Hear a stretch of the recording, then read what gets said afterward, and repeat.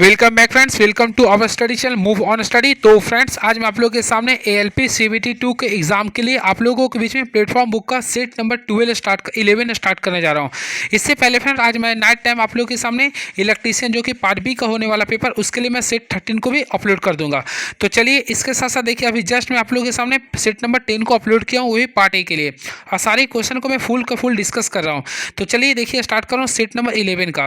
तो पहला क्वेश्चन देखता हूँ क्या है। तो पहला लिख रहा है, कोई ब्रश बेड नहीं है, कोई ब्रश बेड नहीं है। फर्स्ट ऑफ ऑल मान लीजिए कोई ब्रश है, तो कोई ब्रश का बेड से रिलेशन नहीं है, यानी बीईडी से कोई भी रिलेशन नहीं है, कैंसिल कर दीजिए। फिर लिख रहा है कुछ टेबल ब्रश है। तो ऑलमोस्टली फ्रेंड, आप लोग कुछ टेबल ब्रश के रूप में लेना, यानी कि देखिए कुछ टेबल आप लोग को टेबल के लिए टी ब्रश के मान लीजिए। अब देखिए इसका निष्कर्ष क्या लिख रहा है, ऑप्शन देखिए, कुछ टेबल बेड नहीं है। तो देखिए कुछ टेबल बेड नहीं है, ऑलमोस्टली पहला आप लोग का सही है। सेकंड लिख रहा सभी बेड टेबल है, नहीं, तो पहला गलत, सेकंड गलत हो जाएगा। तो देखिएगा, तो राइट आंसर केवल निष्कर्ष 1 सही करता है। तो option number D is the right answer. And very next question is now, एक निश्चित कुट भाषा में सोल्ड को हम लोग लिखेंगे SOLD। सोल्ड को क्या लिख रहा है, आगे देखेंगे OJHY। और हम लोग देखेंगे डिफरेंस क्या है, या फिर क्या लॉजिक इसमें ऐड कर रहा। एस का होता है 19, उसी प्रकार ओ का होता है 15, एल का होता है 12, डी का कितना होता है फ्रेंड 20, सॉरी डी का होता है 4 होता है। हम लोग डिफरेंस देखेंगे, ओ का होता है 15, जे का क्या होता है 10 होता है। फिर देखिए एच का क्या होता है GH, यानी 8 होता है। वाई का कितना होता है 25। हम लोग देखेंगे डिफरेंस कितना कितना का मध्य आ रहा। तो पहला में डिफरेंस देख रहे हैं तो 4 का आ रहा, सेकेंड में देखिएगा तो 5 का डिफरेंस आ रहा, अगला में देख रहे हैं 4 का आ रहा, फिर अगला में देख रहे हैं 5 का, यानी 4 5 का रिलेशन आ रहा। ऑलमोस्टली फ्रेंड्स, आप लोग को निकालना टेस्ट का। तो टेस्ट का होता है टी का होता है 20, तो 20 में हम लोग 4 को घटाएंगे तो क्या बचेगा, 16 बचेगा। 16 में क्या आता है पी। टी हो ई होता है आप लोग का 5 में, तो 5 में से हम लोग क्या करेंगे, 5 को घटाएंगे तो ऑलमोस्टली 26 में क्या आएगा जेड। एस होता है 19, 19 में से 4 को घटाएंगे तो यानी कि 15 आएगा। 15 में क्या आता है पी। फिर टी होता है 20 में, 20 में से 5 को घटाएंगे यानी 15, 15 में क्या आता है आप लोगों के सामने ओ आता है। तो PZPO आएगा, PZPO, जो कि ऑप्शन के अकॉर्डिंग अगर देखिए PZ PP नहीं है, OP नहीं है, सॉरी यहाँ पे एस में होता है 19, 19 में से 4 घटाए तो 15 आएगा, 15 में आप लोग को ओ आता था, PZOO आएगा। तो ऑप्शन नंबर ए को क्लिक कर सकते हैं, यानी option number A is the right answer. देखिए इसी प्रकार आपस में बदल के बदलना है। तो फ्रेंड्स, अगर इससे बनाइएगा तो आप लोग माइनस और प्लस को चेंज कीजिए तो आप लोग का इक्वल 4 आ जाएगा। चलिए, ये आप लोग को रिलेशन बनाना है, तो आप लोग देखिएगा सारी चीज़ में ना -4 का डिफरेंस आ रहा है। तो ऑलमोस्टली इसका जो नेक्स्ट ऑप्शन आएगा -107 आएगा। तेलुगु उर्दू कविता, सबसे पहले आप लोग को मैं बताना चाहता हूँ, देखिएगा ध्यान से। सबसे पहले कविता, कविता आप लोग का देखिए, मान लीजिए कविता ये, तो कविता तेलुगु भी कविता होता है। देखिए तेलुगु भी कविता होता है, इसके साथ साथ उर्दू भी कविता होता है। तो इस प्रकार आप लोग बना सकते हैं, यानी कि ऑप्शन के अकॉर्डिंग जाएगा तो ऑप्शन नंबर डी को क्लिक कर सकते हैं, यानी option number D is the right answer. चलिए next question, D2 drawing board का परिमाप क्या होता है। होपफुली आप लोग बना लिए होंगे। फर्स्ट ऑफ ऑल देखिए, हम बातें करना चाहते हैं, देखिए जब भी ड्राइंग बोर्ड के बारे में बनाना चाहते हैं तो आप लोग को सबसे पहले D नॉट से लिखेगा। तो D नॉट का शेप क्या होता है, आगे लिखते हैं 1500, फिर लिखते हैं 1000, फिर लिखते हैं 25 mm लिखते हैं। ऑलमोस्टली आप लोग पढ़े भी होंगे, क्लियर है। इसके बाद हम लोग D1 लिखते हैं, तो D1 के लिए क्या लिखते हैं 1000 आगे लिखते हैं, फिर हम लोग क्या करते हैं 700 लिखते हैं, उसके बाद क्या लिखते हैं 25 लिखते हैं। अगला में लिखना चाहते हैं D2 के लिए, तो हम लोग क्या करेंगे 700 से स्टार्ट करेंगे, फिर क्या लिखेंगे 500 लिखेंगे, फिर हम लोग क्या लिखेंगे फ्रेंड, तो 15 लिखेंगे। उसी प्रकार D3 लिखेगा, तो आप लोग को सबसे पहले 500 लिखेगा, फिर 300 लिखेगा, फिर उसके बाद 15 लिखेगा। लेकिन अगर क्वेश्चंस पे अगर फोकस कीजिए तो आप लोग को बोल रहा है D2 के लिए, तो ऑलमोस्टली देख सकते हैं 700 क्रॉस 500 क्रॉस 15 लिख रहा, तो ये आप लोग को आएगा। तो राइट आंसर अगर देखिएगा तो ऑप्शन नंबर बी में क्लिक कर सकते हैं। चलिए बातें करना चाहते हैं कुछ एक्स्ट्रा फैक्ट्स के बारे में। सबसे पहले इसका right answer option number B होगा। यहाँ पे फ्रेंड जो मैं एक्स्ट्रा बता रहा हूँ ध्यान से सुनिएगा। सबसे पहले D नॉट, देखिए D नॉट ड्राइंग बोर्ड सबसे बड़ा होता है, फिर उसके बाद D1 होता है, फिर D2 होता है, फिर D3 होता है, क्लियर है, उसके बाद D4 होता है। सारे का कुछ कुछ अलग अलग नाम है, तो चारों नामों को मैं एक बार बोल देता हूँ ताकि आप लोग याद कर लिए। पहला D नॉट को बोलते हैं एंटीक्वेरियम, क्या बोलते हैं एंटीक्वेरियम बोलते हैं। D1 को बोलते हैं डबल एलिफेंट बोलते हैं, क्या बोलते हैं डबल एलिफेंट बोलते हैं। D2 को बोलते हैं इंपीरियल, इंपीरियल बोलते हैं। D3 को बोलते हैं हाफ इंपीरियल, क्या बोलते हैं हाफ इंपीरियल। और D4 को बोलते हैं क्वार्टर इंपीरियल। इस चीज़ को आप लोग याद रखिएगा। चलिए नेक्स्ट क्वेश्चन, ड्राइंग शीट के चारों साइडों पर सेंटर मार्क करने को क्या कहते हैं। होपफुली फ्रेंड्स आप लोग पढ़े भी होंगे। ड्राइंग बोर्ड के चारों साइडों पर सेंटर मार्क करने को हम लोग बोलते हैं मार्जिन बोलते हैं, क्या बोलते हैं मार्जिन बोलते हैं।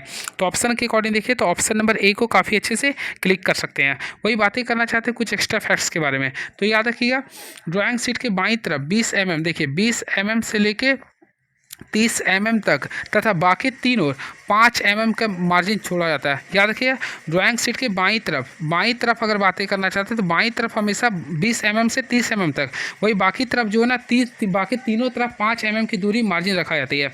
केवल बाईं साइड 20 से 30 तक रखते हैं, बाकी साइड 5 mm का दूरी रखते हैं। क्लियर है। चलिए अब नेक्स्ट क्वेश्चन देखते हैं क्या लिख रहा है ये। फ्रेंच कर्व का प्रयोग किसके लिए खींचने के लिए करते हैं? तो देखिए ऑप्शन लिख रहा है चक्राकार चाप, किसी भी तरह का वक्र, दीर्घवृत्त या फिर चक्राकार। तो फ्रेंड्स फ्रेंच कर्व का प्रयोग जो करते हैं किसी भी तरह का वक्र को खींचने में करते हैं। क्या करते हैं? किसी भी तरह के वक्र को खींचने में करते हैं। अब देखिए यह धातु, लकड़ी या प्लास्टिक के बने फॉर्म होते हैं। एंड नेक्स्ट क्वेश्चन, एक ट्रेन जिसकी गति 67.5 किलोमीटर प्रति आवर है, 9 सेकेंड में एक खंभा और 29 सेकेंड में एक प्लेटफॉर्म को पार करती है, तो प्लेटफॉर्म की लंबाई क्या होगी? तो सबसे पहले ऑलमोस्टली आप लोग बना लिए होंगे। सबसे पहले क्या करेंगे, देखिए इसमें हमें टोटल निकालना, लंबाई इसका निकालना है। तो हम क्या करेंगे, देखिए सबसे पहले फ्रेंड ट्रेन की चाल निकालेंगे। तो ऑलमोस्टली देखिए चाल निकालिएगा तो 67.5 था, हम लोग इसे क्या क्या मीटर प्रति सेकेंड में बदल दिए, तो मीटर प्रति सेकेंड में बदलेंगे। ठीक है। अब प्लेटफॉर्म की लंबाई निकालना, तो ऑलमोस्टली आप लोग निकाल लिए होंगे। तो हम लोग क्या करेंगे, देखिए दोनों का जो यानी कि जो टाइम है उस दोनों का डिफरेंस लिखेंगे। तो 29 में से 9 को घटाएंगे तो क्या बचेगा 20।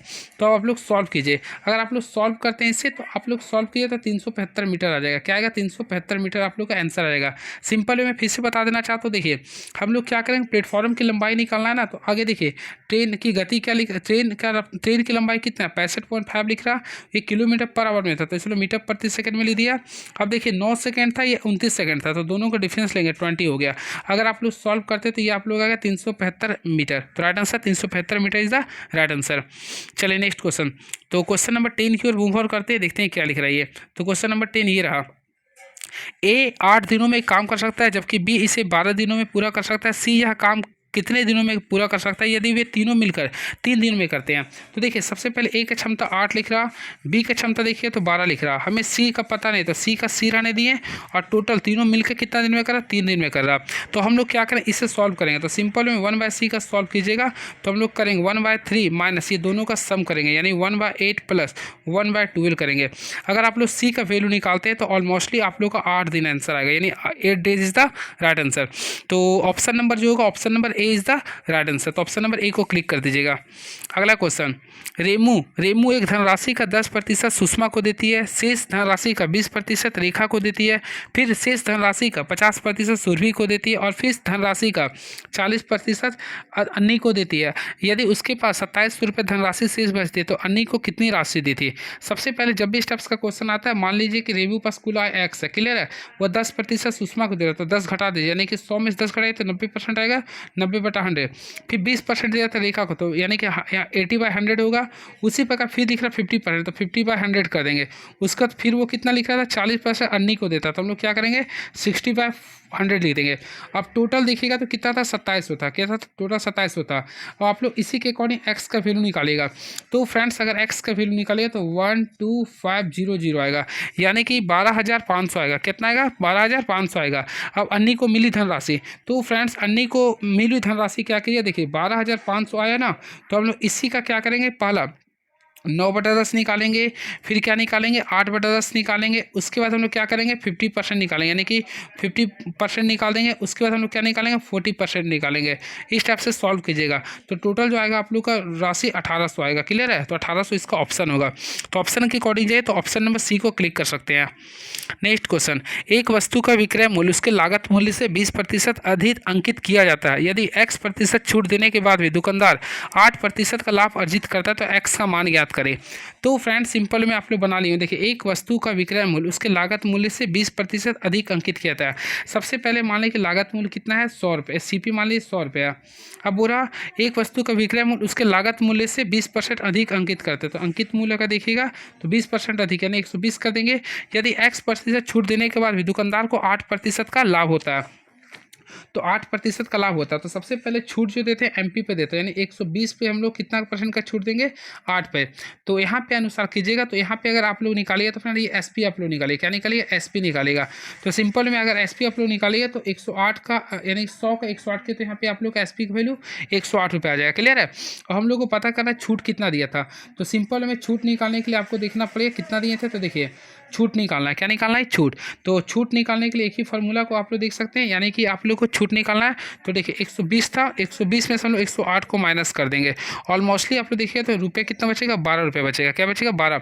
हम लोग को छूट परसेंट निकाला तो देखिए 12, और टोटल देखिएगा तो कितना था, MP कितना था, 120 था, गुना क्या करेंगे, 100 कर देंगे।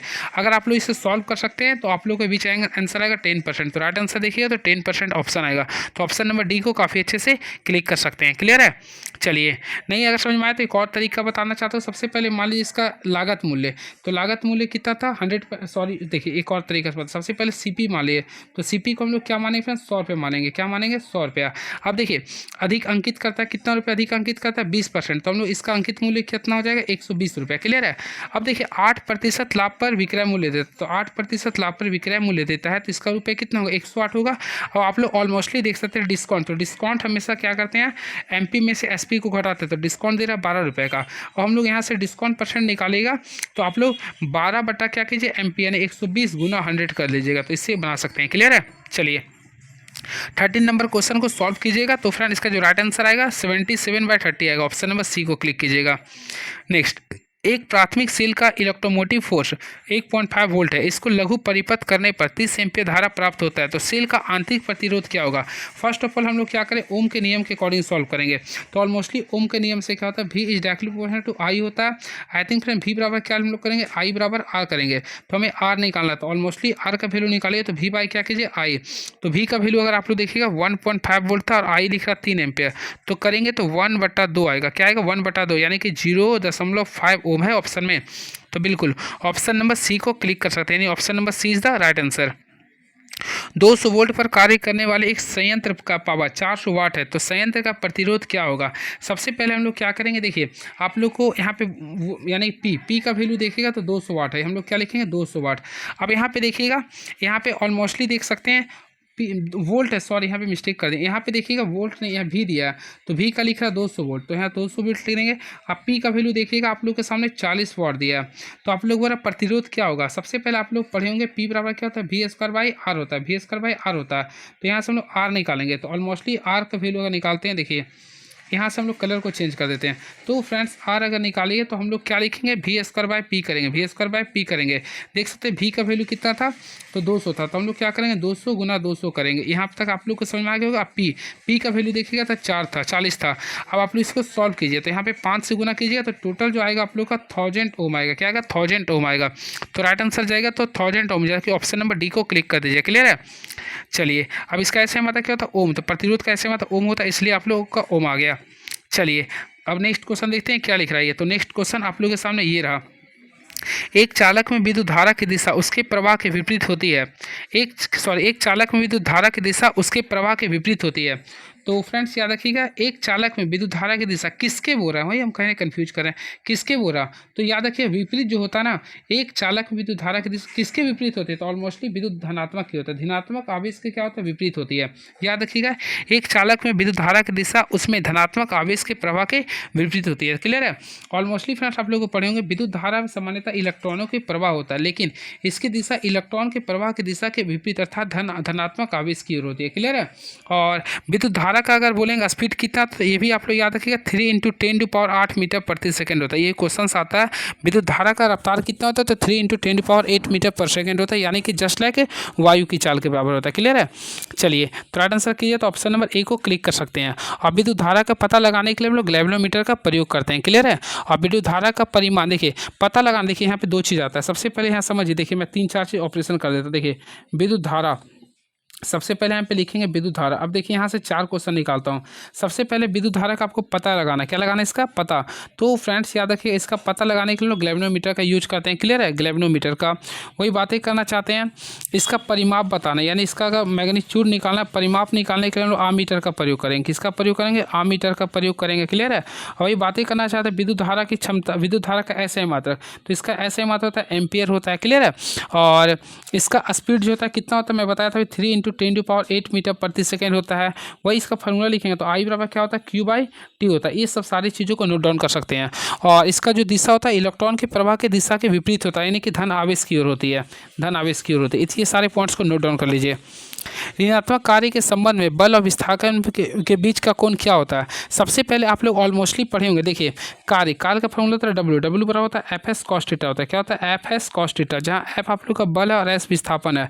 तो यहाँ पे देखिए एंगल के लिए बताना चाहते हैं, इसमें 3 कंडीशन आता है। देखिए तीनों को मैं बताना चाहता हूँ। थीटा, तो थीटा का कुल 3 कंडीशन आता है, तीनों को देखिए एक ट्रिक से मैं बता देता हूँ। पहला, दूसरा, तीसरा। सबसे पहले याद रखिए, अगर थीटा का वैल्यू फ्रेंड्स, अगर थीटा का वैल्यू याद रखिएगा, और बड़ा हो रहा है ना, ये थीटा का वैल्यू अगर 0 डिग्री हो रहा है तो समझ जाइए ये जो कार्य हो रहा है ये पॉजिटिव हो रहा है। क्या हो रहा है? ये पॉजिटिव। अगर भाई थीटा का वैल्यू अगर 90 डिग्री है तो समझ जाना कार्य क्या हो रहा है? 0 हो रहा है। क्या हो रहा है? 0। अगर भाई थीटा का वैल्यू 180 डिग्री है तो वह कार्य विपरीत अर्थात नेगेटिव होगा। इस चीज़ को याद रखेगा। तो वो रहा था ऋणात्मक कार्य, तो ऋणात्मक कार्य में होगा 180 डिग्री। ऑलमोस्टली इस कंसेप्ट से पढ़ लिए होंगे। तो right answer option number A को क्लिक कर सकते हैं। क्लियर है? चलिए अब ये नेक्स्ट क्वेश्चन इज नाउ। तो नेक्स्ट क्वेश्चन, किसी प्रतिकर्षण विद्युत बल के विरुद्ध एक इकाई धन आवेश को एक बिंदु से दूसरे बिंदु तक ले जाने में किया गया कार्य क्या होता है? तो फ्रेंड्स याद रखिएगा, किसी प्रतिकर्षण विद्युत बल के विरुद्ध एक इकाई आवेश को एक बिंदु से दूसरे बिंदु तक ले जाने वाला जो कार्य होता है उसे बोलते हैं विभवांतर। क्या बोलते हैं? विभवांतर। Option number B is the right answer. बातें करना चाहते हैं विभवांतर का, तो सबसे पहले याद रखिए V का फॉर्मूला जो होता है वह W बाई क्यू होता है। क्या होता है? V बराबर W बटा क्यू। और W का ऐसे मतलब क्या होता है? जूल। और Q का क्या होता है? कूलम। तो जूल प्रति कूलम को ही बोलते हैं हम लोग वोल्ट बोलते हैं। क्लियर है? अब बातें करना चाहते हैं विभवांतर के बारे में, तो सबसे पहले याद रखिएगा विभवांतर को मापने वाले यंत्र को बोलते हैं वोल्ट मीटर। क्या बोलते हैं? विभवांतर को मापने वाले यंत्र को बोलते हैं वोल्ट मीटर। इस चीज़ को याद रखिएगा।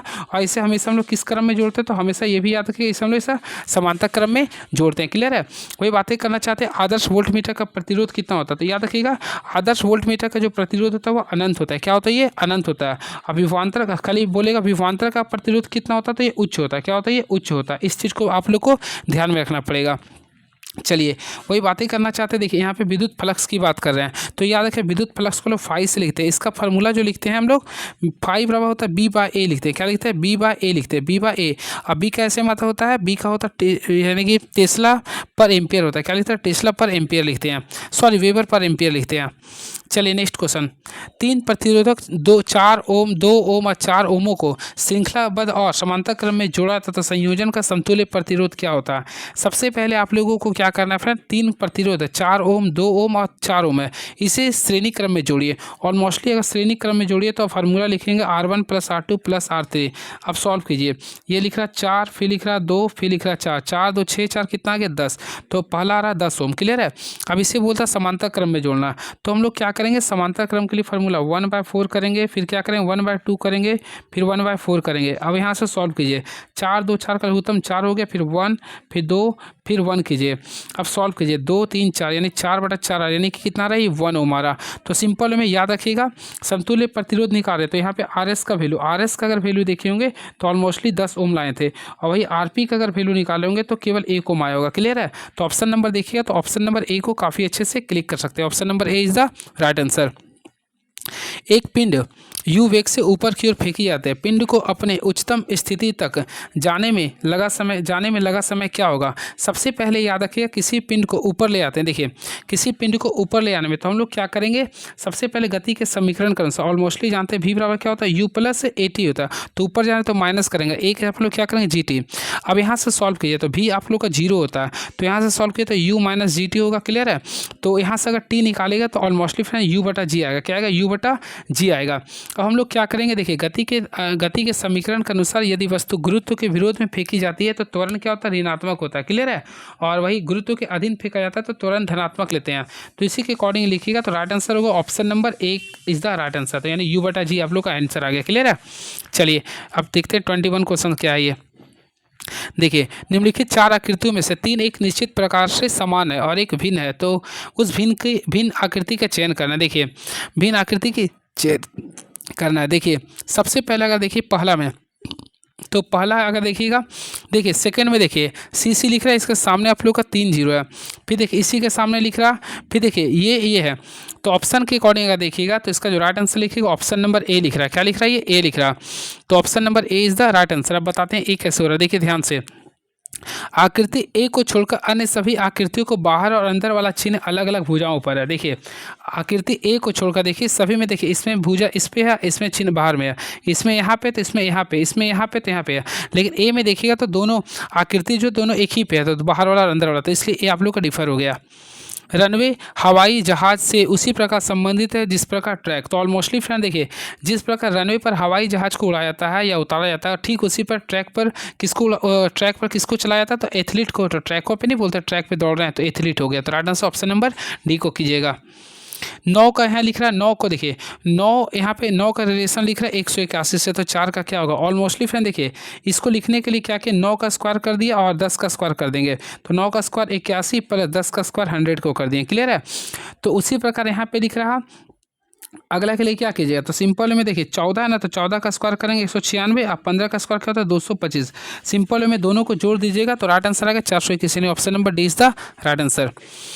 24, तो 24 में आप लोग खुद से देख लीजिएगा क्या आता है आंसर, आप लोग कमेंट बॉक्स में लिखिए। 25 का आंसर आएगा 3, यानी कि ऑप्शन नंबर डी को क्लिक कीजिएगा, यानी डिवाइड एंड मल्टीप्लाई। अगला, ड्राइंग शीट के नीचे दाईं तरफ क्या बनाया था? होपफुली फ्रेंड्स आप लोग बना लिए होंगे। तो याद रखिएगा, ड्राइंग शीट के दाईं तरफ नीचे देखिए, सबसे पहले आप लोग बनाए होंगे ड्राइंग शीट, ठीक है? तो इसके दाईं तरफ, यानी कि दाईं तरफ इस टाइप से जो बनाते हैं, इसे हम लोग क्या बोलते हैं? ऑलमोस्टली फ्रेंड इसे हम लोग क्या बोलते हैं? आप लोग कमेंट बॉक्स में लिखिएगा। इसे हम लोग बोलते हैं टाइटल बार। क्या बोलते हैं? टाइटल ब्लॉक बोलते हैं। तो याद रखिएगा, ड्राइंग शीट के दाईं और निचले भाग में खींचे जाने वाले सीमा रेखा के पास शीर्षक ब्लॉक रेखा होता है। क्या होता है? ब्लॉक होता है। तो ऑप्शन के अकॉर्डिंग देखिए तो शीर्षक कच, यानी ऑप्शन नंबर सी को क्लिक कर सकते हैं। क्लियर है? इसके साथ साथ याद रखिएगा, इसका जो वैल्यू होता है, इस चीज़ को याद रखिए, 185 mm हो गलत हो रहा, देखिए इसका जो 185 mm क्रॉस 65 mm होता है। इस चीज़ को भी आप लोग को ध्यान में रखना पड़ेगा। क्लियर है? चलिए, वेरी नेक्स्ट क्वेश्चन 27, SP46 2003 के अनुसार नीचे चित्र में दिखाया गया संकेत कौन सी पाइप फिटिंग को दर्शाता है? तो फ्रेंड्स यहाँ पाइप फिटिंग के लिए बोल रहा, तो हमेशा याद रखिएगा, पाइप फिटिंग जो हमेशा 90 डिग्री एल्बो पे शो करता है। तो right answer option number A को क्लिक करिए, यानी option number A is the right answer. Clear है? तो ऑप्शन नंबर ए आप लोगों का सही है। चलिए, अब very next question is now, तो वही बातें करना चाहते हैं। देखिए, पाइप फिटिंग का एल्बो 90 हो गया, वही एल्बो अगर 45 के लिए लिखते तो इस टाइप से कर देते हैं। अब देखो 45 में यहाँ पे और यहाँ पे एक चिन्ह लिखते हैं। क्लियर है? वही क्रॉस की बात करना चाहते हैं, तो क्रॉस के लिए हम लोग इस टाइप से कर देते हैं, और दोनों साइड डबल, देखिए तो इस टाइप से आपको कर देना। फिर हम लोग क्या करते हैं, एक एक चिन्ह खींचते हैं, यानी यहाँ पे करते हैं डबल, फिर इस टाइप से डबल करते हैं, यहाँ पे डबल करते हैं, यहाँ पे डबल, ये आप लोगों का क्रॉस होता है। क्लियर है? वही कैप की बात करना चाहते हैं, तो कैप के लिए अगर आप लोग को मैं बताना चाहता हूँ, इस टाइप से आप लोग को करना होता है, इस टाइप से कैप का होता है। क्लियर है? और केवल क्रॉस के लिए बोलते हैं तो इस टाइप से करते हैं। चलिए नेक्स्ट क्वेश्चन, SP46 2003 के अनुसार एक संयुक्त डबल वेवेट बट वेल्ड का संकेत क्या है? तो देखिए ऑप्शन के अकॉर्डिंग बताना चाहते हैं, डबल बट वेट। तो देखिए इसका जो राइट आंसर होगा ऑप्शन नंबर बी होगा। क्या होगा? ऑप्शन नंबर बी होगा। क्लियर है? वही बातें करना चाहते हैं ऑप्शन नंबर ए का। तो देखिए एक्स जो होता है इसको बोलते हैं, ये जो है आप लोग का हो जाना भाई, ये जो आप लोग के बीच ऑप्शन नंबर ये लिख रहा है, इसको हम लोग बोलते हैं डबल बट वेल्ड, इसको बोलते हैं डबल बट वेल्ड, डबल इसको बोलते हैं डबल बट वेल्ड। ठीक है? इसको क्या बोलते हैं? डबल बेटल बट। देखिए यहाँ पे बेटल आ गया, इसलिए इसको हम लोग ये कर दिया, केवल डबल बट इसको बोलते हैं। और इसको बोलते हैं डबल, इसको बोलते हैं डबल जे बट, और इसको हम इस टाइप से रहता है तो इसको बोलते हैं स्टड बेल्ट। चलिए अब क्वेश्चन नंबर हम लोग देखते हैं, क्वेश्चन नंबर क्या लिख रहा है। चक्रवृद्धि ब्याज का क्वेश्चन आ चुका है। किसी धनराशि पर 15% वार्षिक दर से 2 वर्षों में प्राप्त होने वाला चक्रवृद्धि ब्याज 7,282 रुपये है, जिसमें प्रति वर्ष 8 महीना पर चक्रवृद्धि ब्याज दिया जाता है। यदि ब्याज वार्षिक रूप से चक्रवृद्धि ब्याज किया जाए तो समान धनराशि पर समान ब्याज दर से समान अवधि के लिए प्राप्त होने वाले मिश्र धन कितना होगा? तो फ्रेंड्स अगर आप लोग बनाते हैं, सबसे पहले क्या बोल रहा है, देखिए इसमें अगर फोकस थोड़ा सा किए होंगे तो यहाँ पे लिख रहा है आप लोग का, देखिए 2 वर्षों से निकाला, अष्टमासिक के लिए बोल रहा था। क्या लिख रहा था? 8 महीना के लिए लग रहा। तो हम लोग क्या करेंगे, 15% था, अब हम लोग इसका निकालेंगे 8 महीना से, तो हम लोग क्या करेंगे 8/12 निकालेंगे। अगर आप लोग सॉल्व करते हैं तो आप लोग का 10%, यानी 10% प्रति 8 महीना होगा। क्लियर है? ऑलमोस्टली आप लोग इसमें समय देखिएगा तो 2 वर्ष लिख रहा है। क्या लिख रहा है? ये 2 वर्ष। तो 2 वर्ष में होता है टोटल 24 महीना होता है, तो 24 महीना को 8 महीना के 3 अष्टमास होगा। 24 महीना बराबर क्या होगा? 8 24 होता है ना, तो 3 अष्टमास होगा। तो उसी के अनुसार रेट को हम लोग निकालेंगे, तो 2 महीना का हम लोग चक्रवृद्धि ब्याज निकालेंगे। तो इस प्रकार हम लोग संतुल्य के अकॉर्डिंग निकाल सकते हैं। 10 + 10 × 10/10 कीजिएगा, यहाँ से सॉल्व कीजिएगा तो ये 21% आ गया। क्या आ गया? तो 2 अष्टमास का समतुल्य चक्रवृद्धि ब्याज 21% आ गया। अब हम लोग को तीसरा का निकालना है, तो ऑलमोस्टली 21 है। अब यहाँ पे एक और क्या बच गया था? 10। अब यहाँ से भी सॉल्व किया तो 21 × 10 करेंगे, बाय 100 करेंगे। क्लियर है? तो यहाँ से सॉल्व कीजिए तो आप लोग के सामने ये जो वैल्यू आएगा 33.1 आएगा, 33.1% आएगा। क्लियर है? अब आप लोग को CI निकालना है, तो ऑलमोस्टली मोस्टली फ्रेंड्स हम लोग क्या करेंगे, मूलधन तो यहाँ पे लिखेंगे प्रिंसिपल निकल देंगे और परसेंटेज कितना था 33.1% था, ये लिख देंगे। अब देखिए आप लोग के बीच चक्रवृद्धि ब्याज कितना लिख रहा है 7282 लिख रहा है, क्लियर है। यहाँ पे प्रिंसिपल रहने देंगे। अब यहाँ पे इसको मल्टीप्लाई करें 331 को 100 से ये करेंगे, तो यहाँ से अगर आप लोग सॉल्व करते हैं तो प्रिंसिपल का जो वैल्यू आएगा 22,000 आएगा, 22,000 आएगा, क्लियर है। तो हम लोग यहाँ पे अब दर 15% समय 2 के अनुसार निकालेगा। तो सिंपल में क्या करेंगे, देखिए 22,000 है, इसमें से हम लोग 15% के अनुसार निकालेंगे, यानी 15/100 कर देंगे। फिर क्या 115/100 गुना 115/100। अगर आप लोग इसे सॉल्व करते हैं तो 29095 आपका आंसर आएगा, जो कि ऑप्शन नंबर ए को क्लिक कर सकते हैं। चलिए अगला क्वेश्चन। तो अगला क्वेश्चन लिख रहा है रुपये 18,236 रुपये की राशि को ए, बी और सी में इस प्रकार विभाजित किया जाता है कि ए और बी के हिस्से का अनुपात 4:7 और बी और सी के हिस्से का अनुपात 5:6 है। तो ए और सी के बीच हिस्से का अनुपात में कितना अंतर होगा। सबसे पहले क्या करेंगे, ए अनुपात बी है तो ऑलमोस्टली देख सकते हैं ए अनुपात बी का वैल्यू कितना लिख रहा है 4:7 लिख रहा। अब बी और सी का लिख रहा, तो बी और सी का लिख रहा 5:6 लिख रहा। तो हम लोग यहाँ से डायरेक्टली ए बी सी का रेशियो निकालेंगे। देखिए A ratio B ratio C तो निकालिएगा। तो यहाँ पे हम लोग क्या करेंगे 20 आ जाएगा, फिर कितना 7×5 35 आ जाएगा, फिर 7×6 42 आएगा। यानी कि आप लोग इसके अकॉर्डिंग निकालिए तो 20, 35 और 42 ये आप लोग का ए बी सी आ गया, क्लियर है। अब निकालना आप लोग का क्या, ए और सी के बीच का अंतर निकालना। ऑलमोस्टली देखिए ए का वैल्यू 20 और सी का क्या है 42, तो 42 में से 20 को माइनस कीजिए तो फ्रेंड्स आप लोग को बचेगा 22 बचेगा। क्या बचेगा 22। और हम लोग क्या करेंगे यहाँ पे 22 बच गया, तीनों को सम करते हैं यानी 20, 45 और 42 को जोड़ते तो 97 आता और टोटल राशि कितना था 18,236 था। हम लोग इसको सॉल्व करेंगे तो ऑलमोस्टली इसको सॉल्व किया तो 4,136 रुपये आएगा। तो ऑप्शन नंबर जाएगा, तो ऑप्शन नंबर डी को क्लिक कर सकते हैं। चलिए अब क्वेश्चन नंबर देते 31 क्या लिख रहा। तो 31 नंबर क्वेश्चन ये रहा, 3 संख्याओं का अनुपात 5:7:9 है और उसके लघुत्तम समापवर्तन 1260 रुपये है। तो सबसे बड़ी या सबसे छोटी संख्या के बीच का अंतर क्या होगा। सबसे पहले आप लोगों को क्या करना है, जब भी स्टेप्स का क्वेश्चन आता है तो हम लोग तीनों का देखिए एलसीएम लिख रहा ना, तो तीनों का हम लोग एलसीएम लेंगे। तो 5, 7, 9 का एलसीएम लेंगे तो 315 आएगा, तो 315 लेंगे और एक्स बराबर तो ये जो वैल्यू देखिएगा आप लोग का लिख रहा कितना 1260 के बराबर। होपफुली एक्स का वैल्यू यहाँ पर निकालेगा तो 4 आएगा। क्या आएगा 4। तो बोला सबसे बड़ी या सबसे छोटी संख्या, तो सबसे बड़ी 9 था, सबसे छोटी था 5, 9 में से 5 गया तो क्या बचेगा 4। तो हम लोग क्या करेंगे 4 को 4 से मल्टीप्लाई करेंगे तो क्या बचेगा 16 रुपये। तो राइट आंसर जो होगा आप लोग के सामने ऑप्शन नंबर डी को क्लिक कर सकते हैं। नेक्स्ट क्वेश्चन, एक व्यापारी 4500 रुपये प्रति शर्ट की दर से 2 शर्ट बेचता है। यदि वह एक पर 20% लाभ अर्जित करता है, दूसरे पर 40% की हानि होता है, तो कुल हानि प्रतिशत ज्ञात करें। और मोस्टली फ्रेंड जब भी स्टेप्स का क्वेश्चन आता है आप लोग कैसे बनाइएगा कमेंट बॉक्स में लिख सकते हैं। 40 और 20 का है ना, तो एक काम करते हैं, देखिए 4500 प्रतिशत 2 शर्ट दो बेचता है, ठीक है। पहला पे क्या बोल रहा है 20% का लाभ प्राप्त करते हैं। देखिए 4500 आप लोग का था, पहला पे 20% के लाभ प्राप्त करते हैं। तो हम लोग क्या करते हैं इसे बेच रहा था तो 100 बाई क्या लिखें 120, क्लियर है। उसी प्रकार सेकेंड में बोला 40% की हानि होता है, तो इसको आगे हम लोग सॉल्व करते हैं। तो यहाँ अगला में हम लोग अगला इसको आगे सॉल्व कीजिए तो ऑलमोस्टली 5 बार में आएगा, ये 6 बार में आएगा। तो यहाँ से अगर इसको सॉल्व करते हैं तो आप लोग का आएगा 3750 आएगा, क्लियर है। अब देखिए यानी कि 4500 रुपये पे हम लोग को क्या बोल रहा है 4500 रुपये पे हम लोग का 40% की हानि होती है। तो ऑलमोस्टली हम लोग यहाँ 100 करेंगे तो यहाँ पे क्या लिखेंगे 60। तो यहाँ से अगर आप लोग सॉल्व करते हैं ये वैल्यू आएगा आप लोग के बीच में। यहाँ से अगर सॉल्व करते हैं तो ये वैल्यू आप लोग का आ जाएगा 7500 आ जाएगा, 7500 यानी 7500 आएगा। अब हम लोग दोनों को सम कर देंगे तो ऑलरेडी दोनों को अगर ऐड करते हैं तो देखिए 3750 और 7500 को अगर ऐड करते हैं तो क्या आएगा 11250 आएगा, यानी 11250 आएगा, क्लियर है। यानी ये दोनों को आगे रेट में। और हम लोग को निकालना कितना, देखिए यहाँ पे 45,000 था तो 4500 को 2 बार गुना करेंगे तो 9000 कितना आ रहा है 9000 के वस्तु को हम लोग 11250 में बेच रहे हैं। तो आप लोग का तो यहाँ पे लाभ ही हो रहा ना। ये देखिए क्रय मूल्य तो सॉरी क्रय मूल्य था तो ऑलमोस्टली देखिए विक्रय मूल्य तो 9 था, क्रय मूल्य कितना 11250 है, यानी हानि आ रहा।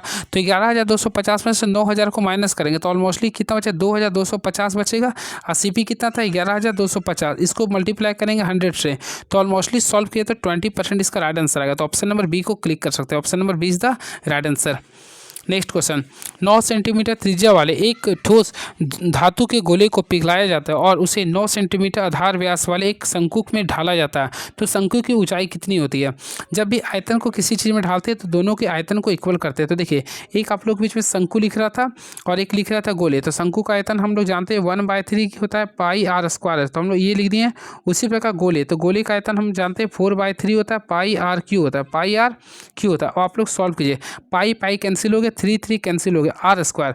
तो गोले के लिए क्या नहीं है आर, तो गोले का त्रिज्या कितना था 9 था, तो हम लोग 9 का शंकु का त्रिज्या कितना था, तो शंकु की त्रिज्या लिख रहा था, व्यास लिख रहा था 9 था ना, तो 9 का आधा कर देंगे तो 9/2 कर देंगे, फिर 9/2 कर देंगे। क्लियर, एच निकालना तो एच रहने देंगे, बाय आर का वैल्यू देखिएगा तो 9 था, तो 9 को हम लोग 3 टाइम्स लिखेंगे, 1 टाइम्स 2 टाइम और 3 टाइम। सॉल्व कीजिए, तो पहला देखिए 9 9 9 9 कैंसिल हो गया और आप लोगों को केवल एच निकालना है। तो देखिए 9 दूनी 18 दूनी 36, 9 दूनी 18 दूनी 36 आ गया। अब 36 को भी 4 से गुना कर देंगे, तो फ्रेंड 36 को 4 से गुना किए तो 144 आएगा। क्या आएगा 144, तो ऑप्शन है बिल्कुल ऑप्शन नंबर ए को क्लिक कर सकते हैं। नेक्स्ट, उत्प्लावी बल निर्भर करता है, तो फ्रेंड्स याद रखिए उत्प्लावी बल निर्भर करता है विस्थापित तरल की भार पर, विस्थापित तरल की भार पर। तो ऑप्शन के अकॉर्डिंग जाए तो ऑप्शन नंबर डी को क्लिक कर सकते हैं। क्लियर है, और उत्प्लावन बल का सिद्धांत जो दिया था वो आर्किमिडीज ने दिया था। यदि 1 kg के पिंड का गतिज ऊर्जा 200 जूल है तो वेग क्या होगा। और मोस्टली सबसे पहले याद रखिएगा, देखिए सबसे पहले लिख रहा है गतिज ऊर्जा, तो हम लोग जानते हैं गतिज ऊर्जा का फॉर्मूला क्या होता है, हाफ mv²। क्या होता है, हाफ mv² बराबर कितना लिख रहा है 200 लिख रहा है। हम लोग पुट करेंगे, देखिए हम कर देंगे 1, मास का वैल्यू 1 है, आप लोग को v निकालना है, तो v² बराबर लिखेंगे 200। अब सॉल्व कीजिए, तो v² का वैल्यू 200 को 2 से गुना किए तो 400 आएगा। तो हम लोग यहाँ से v का वैल्यू निकालेंगे तो 400 किसका अंडर रूट होता है 20 का होता है, तो 20 मीटर पर सेकेंड आप लोग का राइट आंसर होगा। यानी ऑप्शन के अकॉर्डिंग जाएगा तो ऑप्शन नंबर ए को क्लिक कर दीजिए, option number A is the right answer. देखिए बर्फ का घनत्व तो x ग्राम पर सेंटीमीटर क्यूब है तथा पानी का घनत्व तो y ग्राम पर सेंटीमीटर क्यूब है। जब m ग्राम बर्फ पिघलती है तो इसके आयतन में कितना परिवर्तन होगा। सबसे पहले अगर इसको देखिए, इसको अगर बनाइएगा ना तो इसका फार्मूला ही देखिए इस टाइप से आपको याद करना पड़ेगा। इस थोड़ा सा कॉम्प्लिकेटेड है इसलिए मैं अभी स्किप कर रहा हूँ। वैसे इसका आंसर है ऑप्शन नंबर डी है। कौन सा कथन गुरुत्वाकर्षण बल के संदर्भ में सही है। ऑलमोस्टली फ्रेंड्स देखिए यहाँ पर कौन सा कथन सही है, गुरुत्वाकर्षण बल मध्यवर्ती माध्यम पर निर्भर करती है, फिर लिख रहा तो ये तो माध्यम पर निर्भर नहीं करते, तो पहला कैंसिल। गुरुत्वाकर्षण बल आसंरक्षित बल नहीं, गुरुत्वाकर्षण एक प्रकार का कंजर्वेटिव फोर्स होता है यानी कि संरक्षण बल होता है। गुरुत्वाकर्षण बल क्रिया प्रतिक्रिया युग्म होता है। ऑलमोस्टली प्रीवियस क्वेश्चन था, तो right answer option number C को क्लिक कर सकते हैं और यह न्यूटन के तीसरा गति नियम के अनुसार फॉलो करते हैं। चलिए नेक्स्ट क्वेश्चन, कोई स्वतंत्र रूप से गिरती हुई वस्तु अपने चाल के प्रथम द्वितीय और तृतीय nवें सेकेंड में दूरियों तय करते हैं। तो हमेशा जब भी ऐसा रहेगा तो हमेशा याद रखिएगा जब भी एनवा टर्म आता है तो वह समांतर श्रेणी में बनाता है। क्या बनाएगा, समांतर श्रेणी में। ये क्वेश्चन जो आप लोगों का क्लास 10th के रूप में लिख दिया। चलिए नेक्स्ट क्वेश्चन, तो फ्रेंड नेक्स्ट क्वेश्चन देखते हैं क्या लिखा है। यानी 38 हो गया, हम लोग 39 देखेंगे। किसी पिंड का एक बड़ा बल थोड़े समय के लिए क्रियाशील है तो आरोपित आवेग निम्नलिखित में से किसके परिवर्तन के बराबर हो गया। तो यहाँ पे देखिए आरोपित आवेग बोला, तो देखिए हम लोग आवेग, तो आवेग के लिए फार्मूला हम लोग ऑलमोस्टली जानते हैं, फोर्स करते हैं तो चेंज इन टाइम लिखते हैं, ये होता फार्मूला। तो ये जो हम लोग को लिखेंगे संवेग में परिवर्तन क्या होता है, तो ऑप्शन लिखिएगा तो संवेग में परिवर्तन के लिए बराबर करिए, यानी ऑप्शन नंबर बी को क्लिक कर सकते हैं। चलिए नेक्स्ट क्वेश्चन ठीक है। 20 मीटर प्रति सेकेंड के एक समान वेग से गतिमान एक कार पर ब्रेक लगाने पर यह 10 मीटर दूरी चलकर विराम में आ जाती है, तो त्वरण ज्ञात करना है। सबसे पहले यहाँ पे देखिएगा u, तो ऑलमोस्टली u का वैल्यू देखिएगा तो 20 मीटर पर सेकेंड है, तो हम लोग 20 मीटर पर सेकेंड कर देंगे। v यानी ब्रेक लगाने पर 0 हो जाएगा। अब दूरी तो ऑलमोस्टली देख सकते हैं, सबसे पहले यहाँ पे दूरी बोला 10 मीटर है ना, तो हम लोग s बराबर यहाँ पे क्या करेंगे 20 मीटर का ये होता है, हम लोग क्या करें v बराबर u प्लस 80 का फॉर्मूला यूज करेंगे। तो फ्रेंड v बराबर क्या होता है u प्लस 80 होता है, v बराबर u प्लस 80 होता है। तो हम लोग निकालिए v का वैल्यू क्या था 0 था, u का वैल्यू था 20। अब a एक्सेलरेशन का वैल्यू तो नहीं दिया था, तो हम लोग यहाँ पे 80 का वैल्यू निकालिए। तो यहाँ पे ये 20 मिनट एक समान गति से, तो इस टाइप से अगर आप लोग निकालते हैं तो यहाँ पे इस क्वेश्चन को थोड़ा देर में बताता हूँ, फ्रेंड मैं कन्फ्यूज कर रहा हूँ इस क्वेश्चन में। रुकिए नेक्स्ट क्वेश्चन आप लोग के सामने ये रहा। देखिए यानी कि हम लोग क्वेश्चन नंबर आ चुके हैं 41 में। दिए गए कथन पर विचार करें और बताइए कि दिए गए कथनों में कौन सा कथन निहित है। एक्स ने चौक के ब्लैक बोर्ड पर समीकरण हल नहीं किया। समीकरण एक कागज पर हल किया गया था। एक्स द्वारा समीकरण को ब्लैक बोर्ड पर मार्कर से हल किया गया था। तो देखिए इसमें देखिएगा ना तो 41 दिख रहा, तो कथन के अनुसार ना तो धारणा 1 सही है ना ही दी है, तो ऑप्शन नंबर सी को कीजिएगा। देखिए इसमें आप लोग को 3 किसी ना किसी से संगत और एक असंगत है, तो असंगत का चयन करना है। आयतन, सामर्थ्य, भार, द्रव्यमान। और मोस्टली फ्रेंड्स अगर आप लोग देखिएगा सामर्थ्य, देखिए सामर्थ्य को छोड़कर तीनों जो आप लोग का आता है यानी आयतन, भार, द्रव्यमान, ये सब भौतिक राशि है। आजकल भारतीय क्रिकेट टीम बहुत अच्छा खेल रही है। अन्य देशों की टीमों को क्रिकेट में कोई दिलचस्पी नहीं, इसका कोई रिलेशन नहीं है, कैंसिल कर दीजिए। या संयोग से हो रहा है, ये भी कोई रिलेशन नहीं, ना तो धारणा 1 ना तो धारणा 2, यानी कि almostly option number B is the right answer. Sandhya की केवल एक पुत्री है, सुखी की बहन देखिए इसको अगर आप लोग बनाइएगा ब्लड रिलेशन का क्वेश्चन फ्रेंड, तो ऑप्शन नंबर ए आ जाएगा, जैस्मीन आएगा। अब देखिए मैं डायरेक्टली बता रहा हूँ 46 हैचिंग रेखाएं किस कोण पर झुकी होती है। तो फ्रेंड्स सबसे पहले याद रखिएगा हैचिंग रेखाएं जो होता है वो 45 डिग्री के कोण पर झुकी होती है। तो राइट आंसर कीजिए तो ऑप्शन नंबर डी को क्लिक कर सकते हैं। क्लियर है। और हैचिंग रेखाएं को हम लोग सेक्शन रेखा भी कहते हैं। ये क्वेश्चन आता है हैचिंग रेखा को क्या बोलते हैं, तो एक प्रकार का हम लोग सेक्शन लाइन भी कहते हैं, याद रखिएगा। हैचिंग रेखा को सेक्शन लाइन भी कहते हैं। क्लियर है। और इस लाइन का प्रयोग ऑब्जेक्ट के कटे भाग को प्रदर्शित करने के लिए करते हैं। क्लियर है। चलिए अब नेक्स्ट क्वेश्चन, केंद्र रेखा के रूप में निम्नलिखित में कौन सा रेखा प्रयोग किया जाता है। तो देखिए केंद्र रेखा के प्रयोग हम लोग इस टाइप से करते हैं, फिर इस टाइप से करते हैं, यानी कि देखिए इस टाइप से फिर इस टाइप से बड़ा छोटा करते हैं। तो ऑप्शन के अकॉर्डिंग देखते हैं, सबसे पहले पतला देखिएगा और एक बड़ा एक छोटा, तो एक बड़ा एक छोटा। तो ऑप्शन के अकॉर्डिंग देखिए तो ऑप्शन नंबर ए को, यानी केंद्र रेखा के लिए हम लोग एक बड़ा करेंगे फिर छोटा, एक बड़ा करेंगे फिर छोटा, एक बड़ा करेंगे फिर छोटा, बड़ा करेंगे छोटा, इस टाइप से होता है। और ये पतला होता है, तो ऑप्शन नंबर ए को क्लिक कर सकते हैं। क्लियर है। चलिए तो इस लाइन का प्रयोग ड्राइंग के मध्य खींची जाती है। याद रखिएगा केंद्र रेखा के जो हम लोग प्रयोग करते हैं वह ड्राइंग के बीच में करते हैं। ऑलमोस्टली आप लोग जानते हैं केंद्र जो होता है बीच में ही होता है, इसलिए हम लोग इसका प्रयोग करते हैं। क्लियर है। चलिए मेरी नेक्स्ट क्वेश्चन, 92 डिग्री का कोण क्या है। तो फ्रेंड्स आप लोग को बोला 92 डिग्री, सबसे पहले समकोण कोण उसे कहते हैं जो 90 डिग्री का एंगल बनाता है, तो पहला कैंसिल हो गया। सरल कोण उसे बोलते हैं जो 180 डिग्री का होता है, तो सेकेंड भी कैंसिल हो गया। संपूर्ण कोण उसे बोले जो 300 डिग्री का बनाता है, ये भी कैंसिल हो गया। तो लास्ट बच गया रिफ्लेक्स कोण। तो रिफ्लेक्स कोण का जो वैल्यू होता है वह 180 डिग्री से लेकर 360 के बीच में होता है। तो ऑलमोस्टली देख सकते हैं 192 180 से 360 के बीच में आता है। तो right answer option number C, इसे ही बोलते हैं रिफ्लेक्स प्रतिवर्ती कोण। चलिए चक्रवृद्धि ब्याज की दर पर समान ब्याज की दर पर निवेश की गई एक धनराशि 4 वर्षों में 10,800 और 8 वर्षों में 32,400 होते, तो धनराशि कितनी है। तो ऑलमोस्टली फ्रेंड्स इसमें क्या करना है, देखिए दुगना क्लियर है, तो हम लोग क्या करेंगे, देखिए 32,400 है, इसको डबल टाइम्स गुना कर दीजिए। ठीक है, 32,400 को 400 से गुना कर दिए। यहाँ पे पहला क्या था 1800। अब इसे कैंसिल कीजिए, तो अगर कैंसिल कीजिएगा तो इसका राइट आंसर अगर सॉल्व कीजिए इस प्रोसेस से, तो आप लोग क्या कीजिए, देखिए इसका आंसर जो आ जाएगा इसका, देखिए नहीं तो एक काम की इसका ट्रिक से बनाइए। इसका ट्रिक मेरे माइंड में नहीं आ रहा है वैसे भी, तो इसका 4 वर्ष के लिए देखिए 10,800 है, वही 8 वर्ष के लिए लिख रहा है 32,400। तो फ्रेंड्स सबसे पहले हम लोग देखिए 8 वर्ष के लिए लिख रहा है, इसको लॉन्ग विधि से ही बनाना पड़ेगा। फिर देखिए ये आप लोग का लिख रहा है, फिर 4 वर्ष के लिए देखिएगा तो 10,800 लिख रहा है। क्लियर है। और हम लोग सॉल्व करेंगे तो सिंपल में 4 वर्ष का अगर निकालते हैं तो 0 0, 14 में से 8 गया तो यहाँ बचेगा 6, यहाँ 1, फिर यहाँ पे अगर आप लोग देखेंगे तो 2 बचेगा, यहाँ से भी अगर निकालिए तो होगा। ये ट्रिक मेरे फ्रेंड माइंड में नहीं आ रहा, वैसे इसका आंसर अगर बताना चाहता हूँ तो 3600 आएगा। चलिए नेक्स्ट क्वेश्चन, ये देखिए इसमें बोला x³ + 5x² - 2x - 24 का एक शून्यंक 2 है, तो अन्य शून्यंक ज्ञात करें। सबसे पहले अगर आप लोग इसे बनाते हैं तो हम लोग क्या करेंगे, देखिए ऑलमोस्टली इसको अगर बनाते हैं तो हम लोग पुट करके देखेंगे। सबसे पहले देखें कौन सा ऑप्शन सही है। तो देखिए हम लोग क्या करेंगे, अगर देखिए 2 को अगर आप लोग सभी में पुट करते हैं, 2 अगर पुट करते हैं तो देखिए 0 आ जाएगा। उसी प्रकार -3 और -4 को भी पुट करते हैं ऑप्शन के अकॉर्डिंग, तो देखिए 0 आ जाएगा, तो आप लोग का सही हो जाएगा। क्लियर है।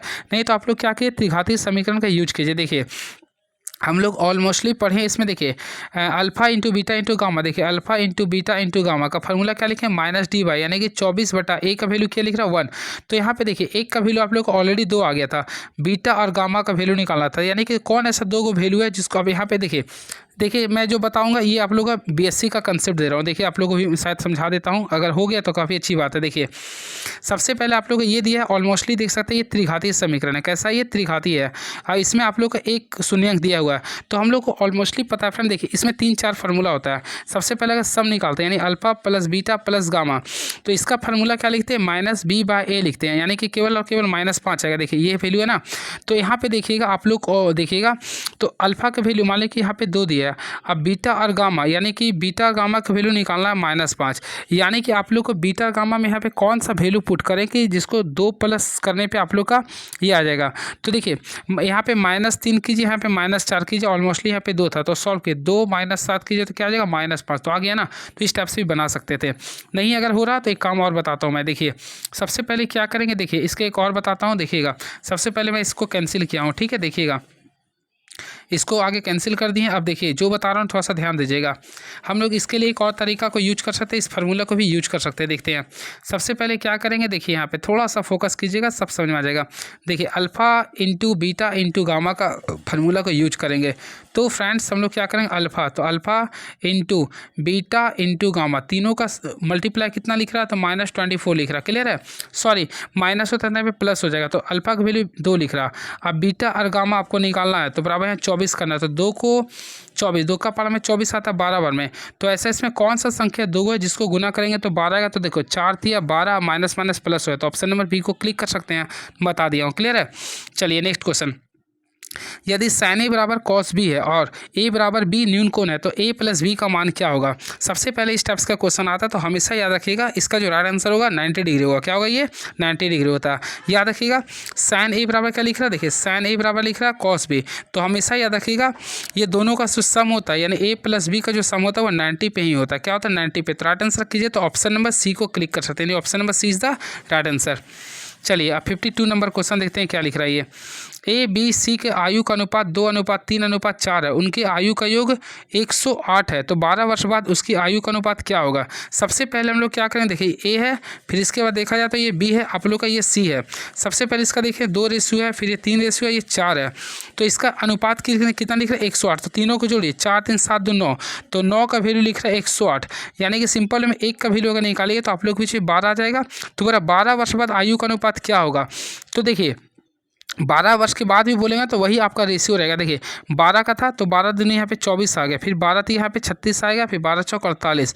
अब सभी में 12 जोड़िए तो 24 और 12 को बोलिए 36 आएगा, फिर जोड़िए 36 12 48 आया, फिर यहाँ पे 60। अब इसका रेशियो निकालिएगा तो देखिए 12 से कैंसिल कीजिए तो 12 थी 36, 12 चौक 48, फिर 12 25 60, तो 3 4 5 आएगा। तो ऑप्शन के अकॉर्डिंग देखिए तो रेशियो रहेगा 3 4 5, यानी ऑप्शन नंबर ए को क्लिक कीजिए। नेक्स्ट क्वेश्चन, ये क्वेश्चन को भी स्किप कर रहा हूँ फ्रेंड। चलिए क्वेश्चन नंबर 54, दबाव का एसआई मात्रा, दबाव का एसआई इकाई क्या होता है। सबसे पहले हम लोग जानना चाहेंगे प्रेशर। तो पी का फॉर्मूला होता है फोर्स बाय एरिया। क्या होता है, फोर्स बाय एरिया होता है। और मोस्टली जानते हैं फोर्स का एसआई मात्रा क्या होता है, न्यूटन, और एरिया का क्या होता है, मीटर स्क्वायर। तो न्यूटन मीटर पर स्क्वायर होता है। क्या होता है, न्यूटन मीटर पर स्क्वायर, इसे ही हम लोग बोलते हैं पास्कल। क्या बोलते हैं, पास्कल। तो ऑप्शन के अकॉर्डिंग देखिएगा तो न्यूटन प्रति मीटर स्क्वायर है, ऑप्शन नंबर सी। देखिए ऑप्शन नंबर सी को क्लिक कर सकते हैं। क्लियर है, चलिए अब दाब की मात्रा को पास्कल भी कहते हैं। क्लियर है, और याद रखिएगा वायुमंडलीय दाब का वैल्यू, देखो वायुमंडलीय दाब जो होता है उसको बोलते हैं 10⁵ न्यूटन पर मीटर स्क्वायर। क्लियर है, यही आपका 1 बार के बराबर होता है। क्वेश्चन आता है 1 बार बराबर कितना होता है, तो 10⁵ न्यूटन पर मीटर स्क्वायर होता है। क्लियर है, बातें करना चाहते हैं वायुमंडलीय दाब का, तो याद रखिए वायुमंडलीय दाब को बैरोमीटर से मापते हैं, और पास्कल का नियम जो है द्रव एवं दाब से संबंधित होता है। चलिए नेक्स्ट क्वेश्चन, चुंबकशीलता का एसआई मात्रक क्या होगा। तो फ्रेंड्स याद रखिए चुंबकशीलता का एसआई मात्रक, तो देखिए हेनरी प्रति मीटर। सबसे पहले देखिए चुंबकशीलता को इस टाइप में बोलते हैं, इसका एसआई मात्रक हेनरी प्रति मीटर आप लोग का सही है। फिर टेस्ला यानी कि टेस्ला मीटर पर एम्पियर, ये भी आप लोग का सही है। वेबर प्रति एम्पियर, ये तीनों सही है। तो ऑप्शन के अकॉर्डिंग देखिए तो उपरोक्त सारे चीज़ सही है, तो ऑप्शन नंबर डी को क्लिक कर सकते हैं। तो सभी मात्रक चुंबकशीलता का सही है। चलिए बातें करना चाहते हैं कुछ इसके एक्स्ट्रा फैक्ट्स के बारे में। सबसे पहले फ्रेंड देखिए चुंबकशीलता के बारे में बताना चाहते हो, देखिएगा चुंबकशीलता मैं ले दिया हूँ। क्लियर है, तो चुंबकशीलता को हम लोग किससे डिनोटेट करते हैं, देखिए इसके बारे में फैक्ट्स बता रहा हूँ, ध्यान से देखिएगा केवल। हाँ, सबसे पहले इसका लोग म्यू से, देखिए इस टाइप से लोग डिनोट करते हैं म्यू से। क्लियर है, ऑलरेडी इसका वैल्यू आप लोग पढ़े होंगे, तो क्या होता है 4 पाई, देखिए इसका होता लिखते हैं 4 पाई इंटू 10⁻⁻7 होता है हेनरी पर मीटर। होपफुली आप लोग देखे होंगे हेनरी पर प्रति मीटर इसका यूनिट आ गया। क्लियर है, इसके साथ साथ इसका और वैल्यू निकालेगा, यानी कि और भी वैल्यू इसको निकालेगा तो लास्ट में आएगा 1.256 इंटू 10⁻⁻6, ये आप लोग का आएगा न्यूटन प्रति एम्पियर स्क्वायर होगा। तो न्यूटन प्रति एम्पियर स्क्वायर होगा। क्लियर है, उसी प्रकार इसका अन्य मात्रक होता है टेस्ला मीटर भी होता है, एम्पियर या वेबर प्रति मीटर भी होता है। क्लियर है, तो ऑप्शन सही हो गया।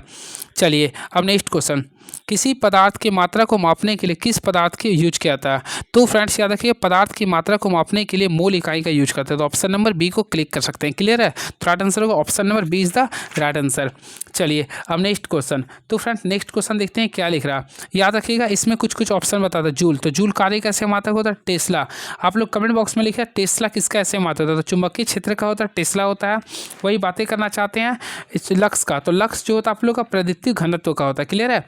चुंबकीय प्रेरण का होता है टेस्ला होता है। चलिए नेक्स्ट क्वेश्चन। जब 2 kg वाले, फिर से मैं बोल रहा हूँ फ्रेंड, मैं कंफ्यूज कर दूँ, लक्स जो ऐसे मात्रक होता है वो प्रदीप्ति घनत्व का होता है। क्लियर? यानी कि इल्यूमिनस डेंसिटी का बोलते हैं या फिर इल्यूमिनस डेंसिटी का भी बोलते हैं। और टेस्ला जो बोलते हैं वह चुंबकीय प्रेरण को बोलते हैं। और जूल के बारे में बता दें, कार्य ऊर्जा उष्मा का जूल होता है। चलिए नेक्स्ट क्वेश्चन। नेक्स्ट क्वेश्चन आप लोगों के सामने ये रहा। तो जब 2 kg वाले द्रव्यमान, देखिए यहाँ पे 3 क्वेश्चन को मैं बताना चाह रहा हूँ, मन में ये वही चल रहा था। देखिए सबसे पहले एक चीज़ याद कर, टेस्ला। देखिए यहाँ पे बहुत कन्फ्यूजन होता है। टेस्ला, तो टेस्ला जो ऐसा मात्रक होता है याद रखिएगा चुंबकीय प्रेरण का होता है। किसका होता है? चुंबकीय प्रेरण का होता है। ये चीज़ सबसे पहले याद कीजिए तो आप लोग। उसके बाद आप लोगों को बोलता है वेबर। तो चुंबकीय फ्लक्स, देखिए चुंबकीय फ्लक्स की बात करते हैं ना, तो चुंबकीय फ्लक्स का ऐसे मात्रक होता है वेबर। ये आगे दोनों याद कर लीजिए, ठीक है। अब इसके साथ साथ एक होता है स्वप्रेरण गुणांक। देखिए अगर स्वप्रेरण गुणांक के बारे में बात करते हैं तो उसे हम लोग बोलते हैं हेनरी। क्या बोलते हैं? हेनरी। ये सब सारी चीज़ों को याद कर लीजिए यहाँ पे। चलिए नेक्स्ट क्वेश्चन।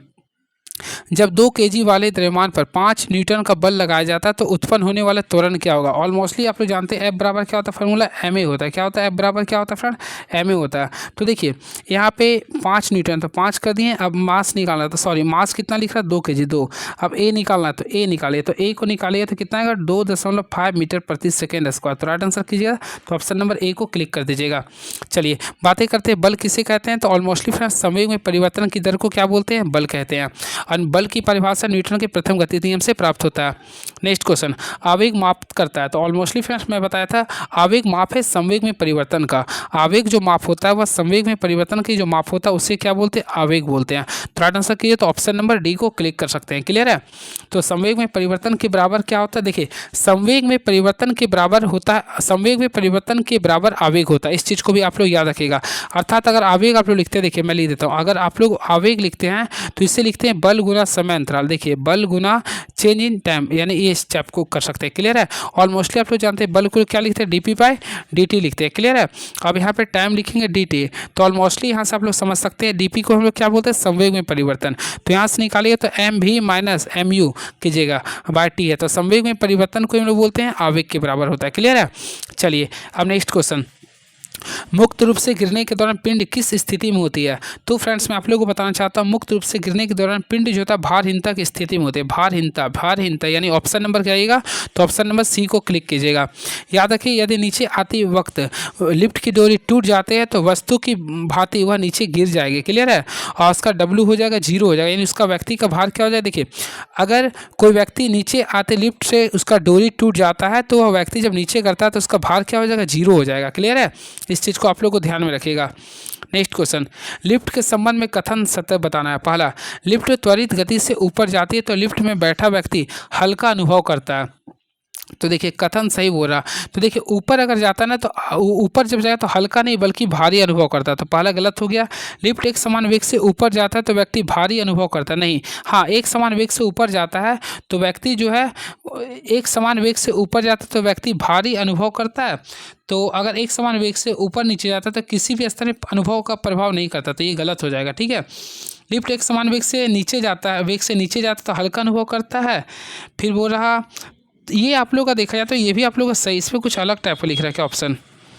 ये इसमें अगर देखा जाए तो ऑप्शन ये सही है फ्रेंड्स। ठीक है? चलिए नेक्स्ट क्वेश्चन। ए जो एफ का बेटा है, क्वेश्चन आ गया 65, कहाँ चले गया? कुछ और क्वेश्चन, चलिए देखते हैं जी क्या लिख रहा है। ए जो एफ का बेटा है की शादी बी से हुई जिसका भाई सी है, डी सी की पत्नी है, ई की बेटी है, ई एफ का पति है, तो ई ए से कैसे संबंधित है? सबसे पहले क्या करेंगे, देखिए ए जो एफ का बेटा है तो मान लीजिए एफ है, एफ का बेटा क्या आ गया? ए आ गया। यहाँ तक समझ में आ गया आप लोग को कि शादी बी से हुई है, यानी इसका जो शादी हुआ है फ्रेंड वो बी से हुआ, यानी कि बी से इसका हम शादी करवा दिए। क्लियर है? अब बोला जिसका भाई सी है, यानी इसका भाई क्या हो गया? सी हो गया। अब लिख रहा डी सी की पत्नी है, डी जो है ना सी की पत्नी, यानी ये पत्नी है तो ये पति है, ये दोनों ये पति पत्नी हो गया। क्लियर है? और ई की बेटी है, और हमेशा सेकेंड के लिए होता है, यानी डी जो है ना आप लोग का ई की बेटी है। यहाँ तक हम लोग कर दिए हैं, क्लियर है। अब लिख रहा ई एफ का पति है, यानी ई जो है ना एफ का पति है, तो ये पति है, तो ये एफ क्या हो गया, पत्नी हो गया, हो समझ में आ गया होगा। तो बोल रहा आप लोग के बीच में ई एफ का यानी डायरेक्टली ये दोनों रिलेशन हो गए, ये यानी माइनस में था। तो क्वेश्चन लिख रहा एफ ई ए से कैसे संबंध है।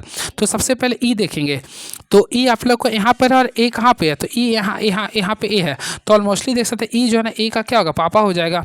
तो देखा जाए तो ई जो है ना ए का पिता होगा, पापा, यानी option number B is the right answer. Prism के फेस किस आकार के होते हैं। सबसे पहले फ्रेंड्स याद रखें, प्रिज्म का जो फेस होता है वो आयत की तरह होता है। किसकी तरह होता है, वो आयत की तरह। तो ऑप्शन नंबर सी को क्लिक कर सकते हैं, option number C is the right answer, clear है। वही पॉलीहेड्रन को प्रिज्म भी कहते हैं। प्रिज्म एक प्रकार का 3D ठोस वस्तु का होता है। तो याद रखें, प्रिज्म का जो फेस होता है वह आयत की तरह होता है। कैसा होता है, वह आयत की तरह होता है। चलिए नेक्स्ट क्वेश्चन, नीचे दी गई एक्स के नाम बताइए। फ्रेंड्स ये आप लोग को जो रेखा दिया उसमें एक्स का नाम बताना है। तो ऑलमोस्टली देखिए, ये जो आप लोग का रेखा जो दिख रहा है, देख सकते हैं, इसे हम लोग क्या बोलेंगे, तो हम लोग क्या बोलेंगे, ब्रोकन थीन लाइन बोलेंगे, खंडित पतली रेखा। तो ऑप्शन नंबर बी को क्लिक कर सकते हैं। अब इसका जो वैल्यू होता है 0.4 mm से, देखिए 0.4 mm से होता है 0.50 mm होता है, क्लियर है। चलिए अब क्वेश्चन नंबर 68 देखेंगे। दी गई आकृति में किस प्रकार के लाइनों को दर्शाया गया। तो याद रखिएगा ऑप्शन दिख रहा, वक्र रेखा, समांतर रेखा, लंबवत रेखा, सीधी रेखा। तो हमेशा याद रखिएगा ऑप्शन के अकॉर्डिंग देखिएगा। तो ये जो आप लोग का रहा परपेंडिकुलर आ रहा, तो परपेंडिकुलर को बोलते हैं लंबवत रेखा। तो ये आप लोग का एक लंबवत रेखा हो गया, क्लियर है। चलिए नेक्स्ट क्वेश्चन, तो नेक्स्ट क्वेश्चन लिख रहा, इनलेट पाइप ए और बी मिलकर एक खाली टैंक को 1.5 घंटे में भर सकते हैं, जबकि आउटलेट पाइप सी अकेला खोला जाता है तो पूरी तरह से भरे टैंक को 4.5 घंटे में खाली कर देता है। जब केवल पाइप ए और सी को एक साथ खोल दिया जाता है तो खाली टैंक 6 घंटे में भर जाता है। तो खाली टैंक भरने के लिए पाइप बी द्वारा किया गया समय ज्ञात करें जब उसे अकेले खोला जाता है। सबसे पहले क्या कीजिए, देखिए ए और बी है, तो देखिए ए और बी मिलकर, तो ए और बी मिलकर कितना घंटा में खाली करता है, 1.5 घंटा में, क्लियर है। उसके बाद सी अगर देखिएगा तो टोटल 4.5 घंटा में कर रहा, और ए माइनस सी यानी ए और सी पूरे से कितना घंटा में खाली करता है, तो ये लिख रहा 3 घंटा में। तो टोटल क्षमता निकालेंगे तो 18 आएगा, इसका देखिए वैल्यू 12 आ जाएगा, इसका क्षमता आएगा 4 का आएगा, उसी पर इसका आएगा 3, देखिएगा। तो अब हम लोग को निकालना क्या है, तो देखिए थोड़ा सा क्वेश्चन टफ है ये। इनलेट पाइप देखिएगा थोड़ा सा ध्यान से, इनलेट पाइप ए और बी मिलकर एक खाली टैंक को 4.5 घंटे में भरता है। नहीं देखिए ए और बी मिलकर 4.5 घंटा 1.5 घंटे में भरता है, तो ये मैं लिख दिया हूँ, क्लियर है। उसके बाद लिख रहा, जबकि आउटलेट पाइप सी अकेला खोला जाता है तो पूरे टंकी भरी को 4.5 घंटे में खाली करता है, ये भी लिख दिया। जब केवल ए और सी को एक साथ खोला जाता है तो 6 घंटे में भरते हैं।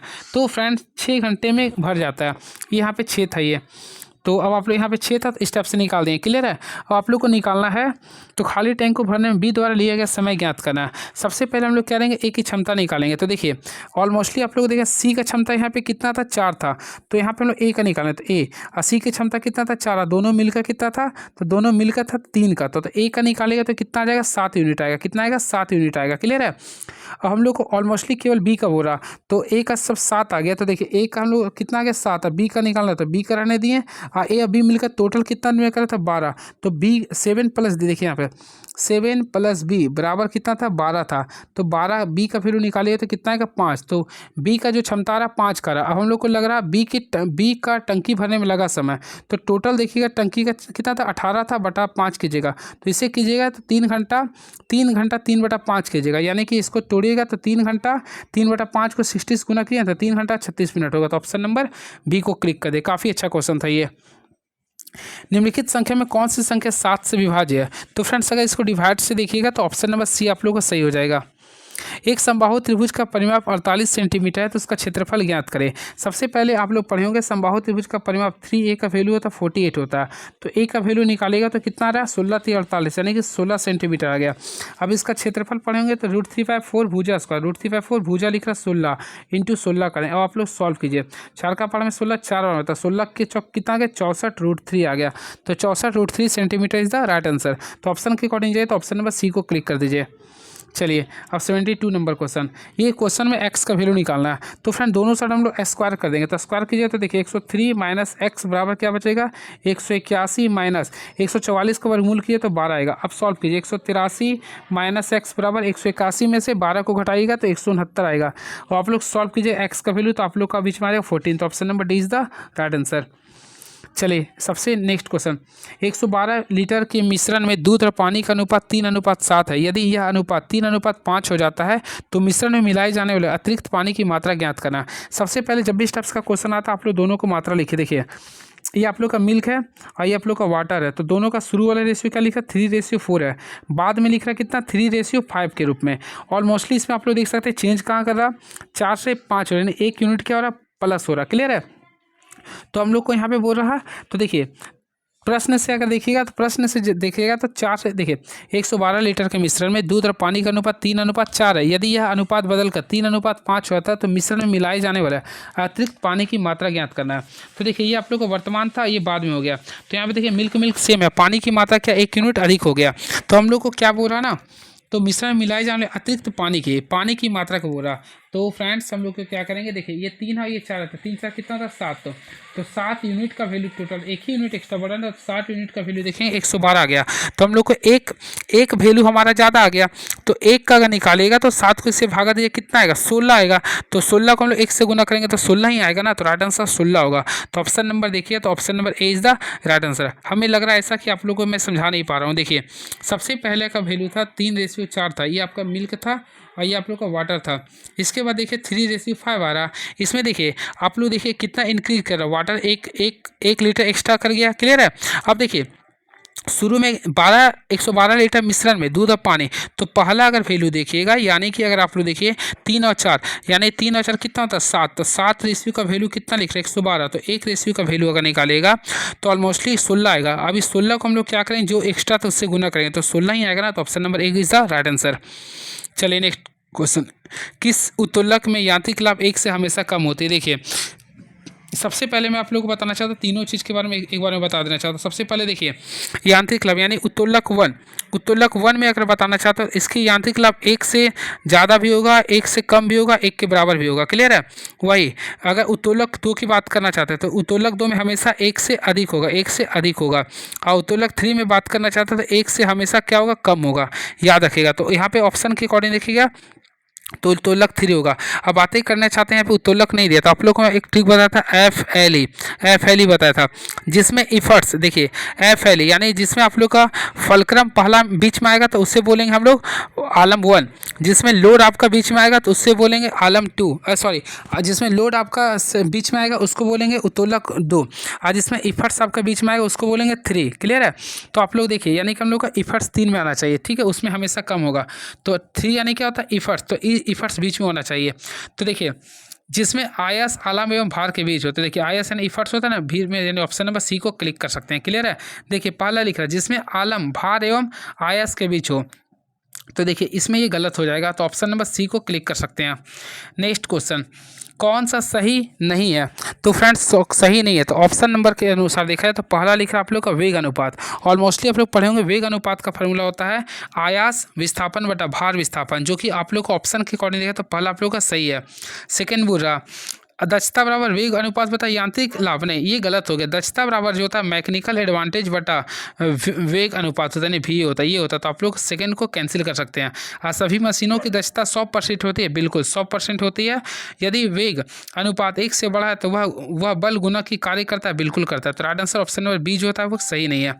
चलिए नेक्स्ट क्वेश्चन, यदि कोई वस्तु अधिकतम भारहीन हो जाती है, कोई वस्तु अधिकतम भारहीन हो जाती है, कब होती है, तो फ्रेंड्स याद रखिएगा कोई वस्तु अधिकतम भारहीन निर्वात में होती है, कब होती है, निर्वात में। तो right answer option number D को क्लिक कीजिएगा। क्लियर है, चलिए अब ये नेक्स्ट क्वेश्चन, किस राशि का मान स्थान बदलने पर भी परिवर्तित नहीं होती है, तो देखिए किस राशि का मान स्थान बदलने पर भी परिवर्तित नहीं होती है, तो द्रव्यमान का मान कभी भी स्थान बदलने पर परिवर्तित नहीं होते, तो ऑप्शन नंबर ए को क्लिक कर दीजिएगा। चलिए नेक्स्ट क्वेश्चन, द्रव्यमान 400 केजी की बंदूक का संवेग की गणना करें जब इसके प्रतिघात का वेग 0.25 मीटर प्रति सेकेंड है। तो फ्रेंड्स याद रखिएगा आप लोग को ऑलमोस्टली पढ़े हैं, पी का फॉर्मूला कहता है एम होता है। अब मास का वैल्यू देखेंगे तो 400, अब वैल्यू इसका वैल्यू देखें तो 0.25 है। अब हम इसको गुना करेंगे तो क्या आएगा, 100 आएगा किलोग्राम किलोमीटर पर सेकेंड। तो राइट आंसर देखें तो 100, तो ऑप्शन के अकॉर्डिंग देखें तो ऑप्शन नंबर बी को क्लिक कर दीजिएगा। देखिए एक ट्रक तथा एक कार समान गतिज ऊर्जा के साथ गतिशील है, तो उन्हें रोकने के लिए अगर समान बल प्रयुक्त किया गया तो क्या होगा। तो फ्रेंड्स याद रखिएगा जब भी स्टेप्स का क्वेश्चन आता है तो आप लोग को एक कंसेप्ट का यूज रखना पड़ेगा।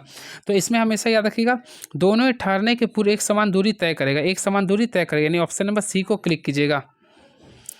कोई वस्तु के ऊंचाई से गिरने पर इसकी स्थितिज और गतिज ऊर्जा क्या होता है? तो याद रखिएगा, किसी भी वस्तु को ऊंचाई से गिरने पर इसकी स्थितिज और गतिज ऊर्जा क्या होता है? तो देखिए याद रखिएगा, ऑप्शन लिख रहा, इसकी स्थिति ऊर्जा कम हो जाती है, गतिज ऊर्जा क्या होती है? बढ़ जाती है। देखिए मैं आप लोग को बता ही देता हूँ, समझा देता हूँ। देखिए कोई बाई चांस वस्तु है, तो देखिए कोई वस्तु मान लो ये है, ये वस्तु अगर ऊपर जा रहा है, तो वस्तु अगर ऊपर जा रहा है तो इसका mgh यानी स्थिति ऊर्जा का वैल्यू बढ़ता है, लेकिन यही काइनेटिक एनर्जी यानी हाफ mv² का वैल्यू क्या होता है? घटता है। ये होता है ऊपर के कंडीशन में। वही अगर कोई वस्तु नीचे गिर रहा, तो नीचे गिर रहा तो देखिए ऊंचाई क्या हो रहा? कम हो रहा। तो ऊंचाई जब कम हो रहा है तो स्थिति ऊर्जा क्या होगा? कम जाएगा। वही नीचे स्पीड में आ रहा तो इसका वेग क्या हो रहा है? बढ़ रहा ना, तो ये क्या होगा? बढ़ जाएगा। तो वही लिख रहा था। तो वस्तु को ऊंचाई से गिरने पर इसकी स्थिति ऊर्जा क्या होगा ना? स्थिति ऊर्जा कम जाएगा, वही गतिज ऊर्जा क्या होगा? बढ़ जाएगी। तो राइट आंसर देखिए, तो ऑप्शन नंबर जो आप लोग का डी लिख रहा है। क्लियर है? चलिए, यदि 21 मई 2009 को गुरुवार है तो 15 जुलाई 2017 को सप्ताह का कौन सा दिन होगा? तो फ्रेंड्स अगर आप लोग को बनाना, देखिए सबसे पहले 21 मई 2019 को बोल रहा, 2009 को कौन सा दिन था? गुरुवार है। तो 2017 को कौन सा दिन होगा? सबसे पहले हम लोग देखेंगे टोटल ईयर कितना है। तो यहाँ से देखिएगा तो 9 9 18 होता है, यानी कि टोटल 8 ईयर आप लोग का यहाँ पे आ रहा है। ठीक है, 9 8 17। तो 8 साल में अगर आप लोग निकालेगा तो 8 साल के अकॉर्डिंग आप लोग को सॉल्व करना पड़ेगा। क्लियर है? सबसे पहले हम लोग क्या करेंगे, देखिए अगर फ्रेंड्स से पूरा सॉल्व कीजिएगा तो हम लोग अगर निकालेंगे 8 साल हो रहा, तो 8 साल में इसमें देखिए ना 2 लीप ईयर आएगा। क्लियर है? तो मैं बना ही देता हूँ। देखिए सो 2009 था, तो देखिए 2009 था आप लोग का। फिर हम लोग को यहाँ पे डायरेक्टली कितना जाना है? 2017 में जाना है। तो 2017 तक जाने के लिए आपको टोटल 8 वर्ष का सामना करना पड़ेगा। क्लियर है? तो 8 वर्ष का सामना करने में अगर यहाँ पे लीप ईयर को देखिएगा तो 8 वर्ष तो आप लोग का सिंपल था, 2 लीप ईयर में ऐड कर दिए।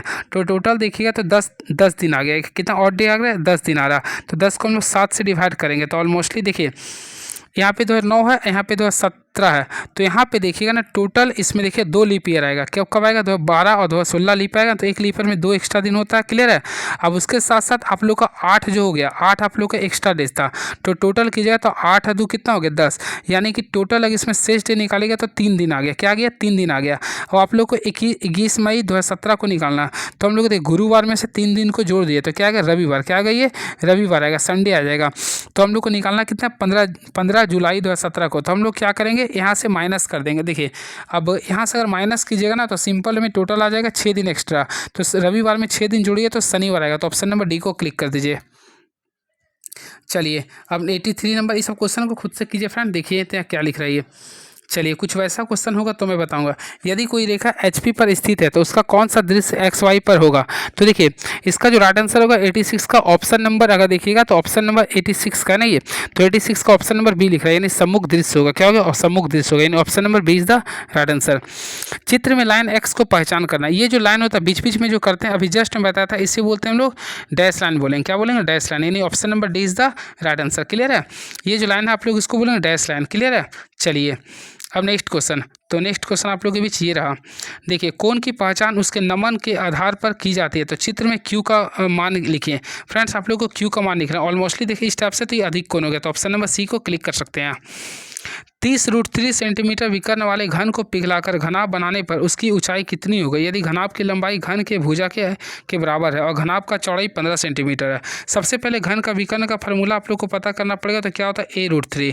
तो √3a लिख रही है बराबर, ये 30√3 लिख रहा। √3 कैंसिल हो गया तो a का वैल्यू कितना आ रहा है? 30 सेंटीमीटर आ रहा है। क्लियर है? ऑलमोस्टली इसमें लिख रहा घन घनाभ का आयतन घन के आयतन के बराबर है। तो घनाभ का आयतन क्या होता है? लंबाई गुना चौड़ाई गुना ऊंचाई। तो इसका देख सकते हैं लंबाई कितना हो गया? 30 हो गया। क्लियर है? चौड़ाई लिख रहा था 15, ऊंचाई हमें नहीं पता तो h मान लें। ऑलमोस्टली देखिए घन का आयतन क्या होता है? भुजा की। तो भुजा कितना लाए थे? 30। तो 30 गुना 30 गुना 30 कर दिए। क्लियर है? और आप लोग सॉल्व कीजिए। ये 30 के अंदर 15 का पावर में 30 2 बार में आता है। तो आप लोग h निकालिए। तो 30 को 2 से गुना कितना आ गया? 60। तो इसका राइट आंसर आएगा 60 सेंटीमीटर। क्या आएगा फ्रेंड? 60 सेंटीमीटर। तो option number C is the right answer. अब देखिए इसका वर्गमूल निकालना है। तो फ्रेंड्स अगर आप लोग वर्गमूल निकालिएगा तो इसे तोड़ के लाइएगा तो ऑप्शन नंबर सी आप लोग का आंसर आ जाएगा। नेक्स्ट क्वेश्चन, 6 अंकों की छोटी से छोटी और बड़ी से बड़ी धनात्मक संख्याओं का योग ज्ञात करिए जो केवल 0 4 6 अंकों से बनी हो और उसमें प्रत्येक अंक कम से कम एक बार तो आना ही चाहिए। तो देखिए सबसे पहली बोल रहा 6 अंकों की सबसे छोटी से छोटी संख्या बड़ी से बड़ी संख्या धनात्मक संख्याओं का योग ज्ञात करें जो केवल 0 4 6 अंकों से बनी है और प्रत्येक अंक कम से कम एक बार तो आना ही चाहिए। देखिए सबसे पहले सबसे बड़ी 6 अंकों की संख्या, तो हम लोग 6 अंकों की संख्या लेंगे तो 1 2 3 4 ले लेंगे। लिखेंगे, फिर हम लोग 4 लिखेंगे 0, इस टाइप से बना सकते हैं। अब सबसे छोटी 6 अंकों की संख्या, तो 4 से स्टार्ट करेंगे, फिर हम लोग 0 हर जगह पे यूज करेंगे। देखिए 0 कर देंगे और लास्ट में हम लोग 6 का यूज करेंगे। देखिए इसमें सारे तीनों डिजिट का यूज कर लें, 0 4 6। अब बोल रहा दोनों का योग ज्ञात करना, ऑलमोस्टली फ्रेंड ऐड कीजिए ना, तो यहाँ पे 6 6 6 10, तो ये आएगा। बहुत अच्छा क्वेश्चन था ये। तो right answer option number A को क्लिक कीजिएगा। इसका बहुलक निकालना है, तो बहुलक उसे कहते हैं जो संख्या अधिकतम बार आता है। तो देखिए 3, तो 3 कितना बार आ रहा है, तो एक बार, तो 3 आप लोग को हो नहीं सकता है। ऑप्शन के अकॉर्डिंग देखा जाए तो इसका राइट आंसर होगा 4। देखिए 4 कितना बार आ रहा है, 2 बार, तो right answer option number A को क्लिक कर दीजिएगा। देखिए tan 100 degree plus tan 125 degree plus tan 100 degree plus tan 125 degree का मान किसके बराबर होगा। फ्रेंड्स अगर आप लोग इसे बनाते हैं तो सिंपल वे में अगर आप लोग बनाते हैं तो इसका जो राइट आंसर आएगा ऑप्शन नंबर सी आएगा, यानी 1 डिग्री होगा। चलिए अब नेक्स्ट क्वेश्चन आप लोग के सामने क्या लिख रहा है, बस कुछ क्वेश्चन है। देखिए 60 सेंटीमीटर क्यूब द्रव्य का अपेक्षित घनत्व 1.4 है, जिसे 40 सेंटीमीटर क्यूब के किसी द्रव्य के अपेक्षित घनत्व 0.8 में मिश्रित करते हैं, तो मिश्रण का घनत्व क्या होगा। सबसे पहले जब भी स्टेप्स का क्वेश्चन आता है तो आप लोग देखिए घनत्व V1, देखिए ρ1 × ρ2, इसका फॉर्मूला इस टाइप से कीजिएगा, फिर दोनों का वॉल्यूम को ऐड कीजिएगा। क्लियर है। इसके अकॉर्डिंग सॉल्व किए तो हम लोग क्या करेंगे, 60 × 1.4 करेंगे, फिर देखिए 40 गुना क्या करेंगे, 0.8 करेंगे, फिर दोनों को वॉल्यूम को ऐड करेंगे, तो V1 कितना था, ऑलमोस्टली देख सकते हैं 60 और 40 था, यानी 100। अगर आप लोग सॉल्व करते हैं तो 1.16 ग्राम पर सेंटीमीटर क्यूब आएगा। तो राइट आंसर कीजिए तो 1.16, यानी option number A is the right answer. जब एक तांबे का टुकड़ा एवं दूसरा जर्मेनियम का टुकड़ा दोनों कमरे के ताप से 80 केल्विन तक ठंडा किया जाता है तो क्या होगा। हमेशा याद रखिए जब एक तांबे का टुकड़ा एवं दूसरा जर्मेनियम का टुकड़ा दोनों कमरे के ताप पर 80 केल्विन पर ठंडा किया जाता है तो तांबे का प्रतिरोध घटता है। तांबे का प्रतिरोध क्या होगा, घटेगा, लेकिन वही जर्मेनियम का क्या होगा, बढ़ेगा। ऐसा क्यों, क्योंकि तांबा क्या होता है, एक प्रकार का चालक है, चालक जो होता है वह प्रतिरोध के समानुपाती होता है, याद रखिएगा। क्लियर है। और वही सेमीकंडक्टर क्या होता है, इसके व्युत्क्रमानुपाती होती है। घावों को भरने के लिए प्राथमिक उपचार के डिब्बे में हमेशा याद रखें बीटाडीन की ड्यूब होनी चाहिए। तो right answer option number C को याद कीजिएगा, काफ़ी अच्छा क्वेश्चन था ये। चलिए नेक्स्ट क्वेश्चन, जीवाश्म ईंधन कोयला और पेट्रोलियम किस प्रकार के संसाधन है। देखिए जीवाश्म ईंधन कोयला और पेट्रोलियम जो है एक प्रकार का समाप्य गैर अनवीकरणीय संसाधन है, तो ऑप्शन नंबर बी को क्लिक कीजिएगा। ग्रीन हाउस प्रभाव में निम्न गैसों का प्रत्यक्ष योगदान बढ़ता हुआ सही क्रम है। तो फ्रेंड्स याद रखिएगा सबसे ज़्यादा ग्रीन हाउस प्रभाव में सबसे मात्रा जो ज़्यादा होता है वह आप लोग का होता है मीथेन का। तो बोल रहा ग्रीन हाउस प्रभाव में योगदान देने वाले गैसों का बढ़ता क्रम सबसे ज़्यादा याद रखिए ओजोन होता है। क्या होता है, ये ओजोन होता है, ऑलमोस्टली ओजोन होता है, फिर उसके बाद मीथेन होता है, फिर कार्बन डाइऑक्साइड, फिर जलवाष्प होता है। क्लियर है। तो ये होगा, तो राइट आंसर अगर देखिए तो ओजोन, तो ऑप्शन नंबर ए को क्लिक कीजिएगा। क्लियर है। बढ़ता हुआ, तो ओजोन की मात्रा कितना होता है, 3 से 7% होता है। क्लियर है। मीथेन की मात्रा होता है वह 4 से 9% होता है। कार्बन डाइऑक्साइड की मात्रा 9 से 26 होता है। वही जलवाष्प की मात्रा 36 से कितना होता है, 72। तो ये आप लोग देख सकते हैं बढ़ता हुआ जा रहा। चलिए नेक्स्ट क्वेश्चन, एक सॉफ्टवेयर प्रोग्राम है जो यूजर्स को वर्ल्ड वाइड वेब तक पहुंचने और नेविगेटिंग की अनुमति देता है। तो ऑलरेडी फ्रेंड्स का राइट आंसर होगा ब्राउजर। क्या होता है, ये ब्राउजर राइट आंसर कीजिएगा। लास्ट क्वेश्चन, कौन सा प्रोटोकॉल ईमेल सर्वर में मैसेज प्राप्त करता है। तो इसका जो राइट आंसर होगा POP। क्या होगा, POP और फुल फॉर्म उसका पोस्ट ऑफिस प्रोटोकॉल। क्लियर है। चलिए ये रहा टोटल 100 का 100 क्वेश्चन मैं डिस्कस किया हूँ और आंसर कहीं कन्फ्यूजन है तो आप लोग देख सकते हैं। क्लियर है। चलिए नेक्स्ट वीडियो में मिलता हूँ। अब सेट नंबर जो बच गया रात को मैं आप लोग के सामने इलेक्ट्रीशियन ट्रेड को मैं क्लास करवा दूंगा। क्लियर है। चलिए ये होमवर्क होगा रात के सामने मैं करवा दूंगा। चलिए तब तक आप हमारे चैनल के साथ बने। Thank you so much, hope for the best.